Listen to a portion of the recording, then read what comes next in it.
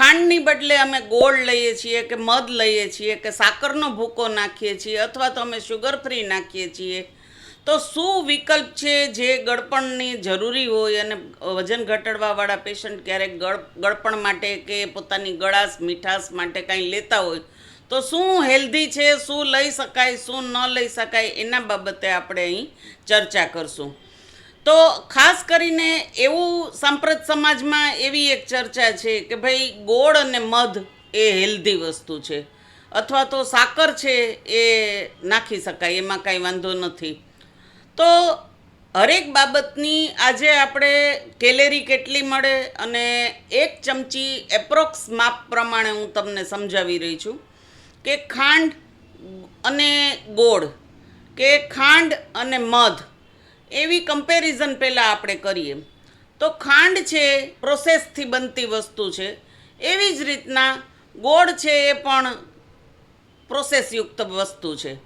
તો ખાંડ લ્યો કે ગોળ લ્યો એ વસ્તુમાં કેલેરી એકબીજાના ભાઈબેન જેટલી જ કહી શકાય. એટલે કે જેટલી કેલેરી 5 ગ્રામ એપ્રોક્સિમેટલી એટલે કે એક ચમચી ખાંડમાંથી જે કેલેરી મળે છે 20 કેલેરી જેવું મળે છે, એ જ પ્રમાણે ગોળમાંથી પણ 18-20 કેલેરી છે મળે છે. તો ગોળ અને ખાંડ એમાં કોઈ પણ પ્રકારનો ભેદભાવ જેવું છે નહીં, હરેક વસ્તુ મીઠાશ માટે છે અને કેલેરી તો એમાં હોય જ છે. બીજી વસ્તુ કે મધ છે એ હેલ્ધી છે અને હું વજન ઘટાડવામાં ખાસ કરીને એમ કહેવાય કે વજન ઘટાડવામાં હું ગરમ પાણીમાં મધ નાખું છું, કારણ કે મધ છે એ પણ ગળપણનો જ વિકલ્પ છે. પણ હા, બની શકે કે મધમાં થોડું પાણીનું પ્રમાણ હોવાથી મધ છે એ એક ચમચી મધ છે 20 કેલેરી ન આપે તો 15 કેલેરી 16 કેલેરી જેવું એપ્રોક્સ એનું માપ થાય અને એટલી કેલેરી તો એમાં પણ છે જ.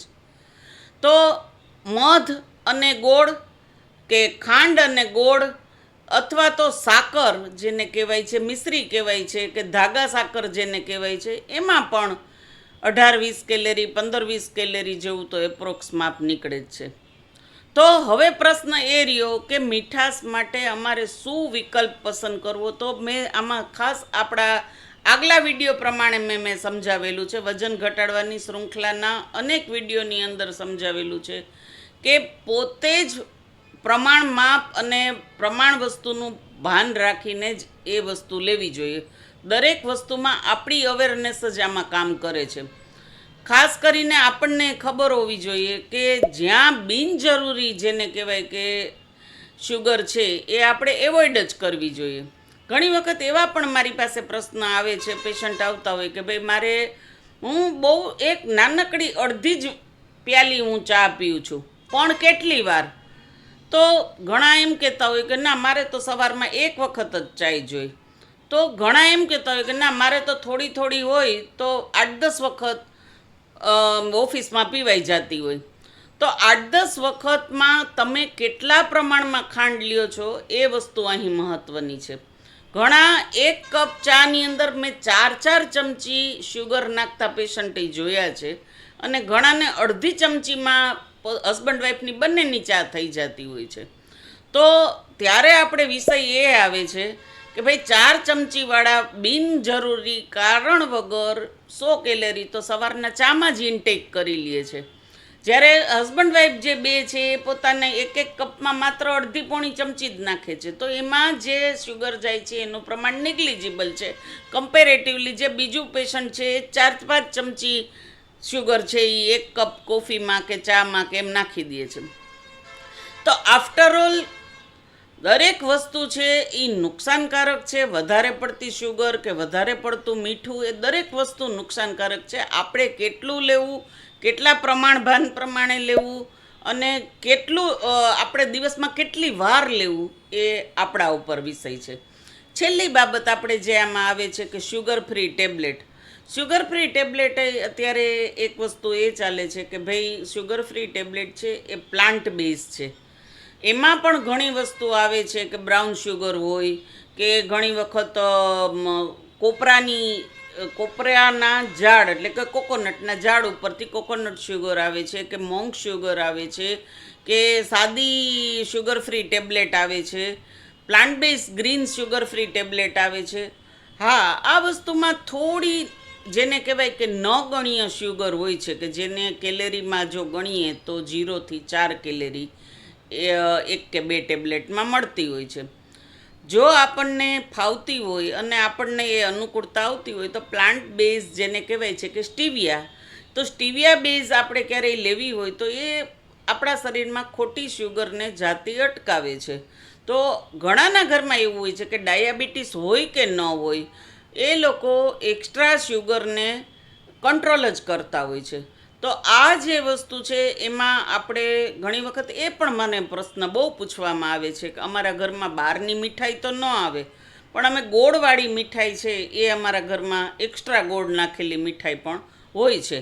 તો આ જે આપણી પાસે જે વાત આવે છે અને એ વાત આપણે જે જાણીએ છીએ કે એક્સ્ટ્રા જે આપણી પાસે વધારાની ગોળવાળી મીઠાઈ કે ચૂરમાના લાડુ છે કે લાપસી છે, એમાં પણ જો આપણે એ ખાતા હોઈએ તો આપણે બીજો અન્ય ખોરાક છે એ ચરબીવાળો ન લેવાય.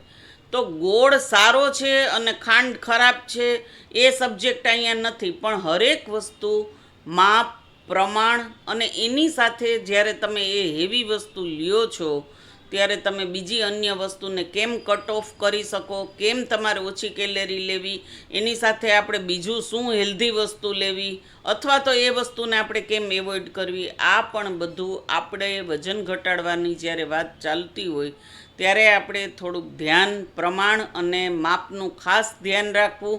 આજે આપણે હરેક બાબતની ચર્ચા થઈ છે કે ગળપણ એટલે કેવું ગળપણ લેવું અને કેટલા પ્રમાણમાં ગળપણ લેવું. પણ હા, એક જ વ્યક્તિ દિવસમાં 10 વખત 12 વખત ચા લેતા હોય તો એ ચોક્કસ ખાલી ખાંડમાંથી જ રોજની 1000-1200 કેલેરી તો મેળવી લે છે. અને ખાંડ જે નુકસાન કરશે શરીરની અંદર, કે ઇન ફ્યુચર ડાયાબિટીસ થવું કે એ ગળપણથી બીજા કોઈ રોગ થવા, એ તો બધું જે નુકસાન કરે છે એ કરવાના જ છે. પણ તમે આજની એવરીડેની ખાંડમાંથી જ 1200 કેલેરી લઈ લ્યો તો તમારું શું વજન ઘટશે? તો આવી નાની નાની ભૂલો ન થાય એના માટે આપણે આ વિડીયો બનાવેલો છે. અન્ય આપણે આગળના વિડીયો આપણી શ્રેણીના છે એ પણ જોજો કે શું આપણા ડેઇલી લાઈફમાં આપણે ભૂલ કરીએ છીએ. આગળ પણ આપણે આવી અવારનવાર ચર્ચા કરતા રહીશું, જેમ કે આપણે રોટલી સારી કે ભાત સારા, ભાત અને રોટલી કેટલા પ્રમાણમાં લેવાય, એવા પણ ખૂબ પ્રશ્નો પૂછાયેલા છે. અપકમિંગ વિડીયોમાં આપણે એ પણ બાબતની બધી ચર્ચા કરશું. ત્યાં સુધી આપણે અહીંયા વિરામ લઈએ. અસ્તુ. અને ખાસ કરીને અમારા બાબતે કાંઈ પણ તમારે કાંઈ પ્રશ્ન કરવા હોય તો આપ નીચે યુટ્યુબમાં કોમેન્ટ કરી શકો છો. અમારા મોબાઈલ નંબર પણ અવારનવાર સ્ક્રીન ઉપર આવતા રહે છે. અમારા હોસ્પિટલે પણ આપ પર્સનલ આવી માર્ગદર્શન કોન્ટેક્ટ કરી શકો છો. નમસ્કાર.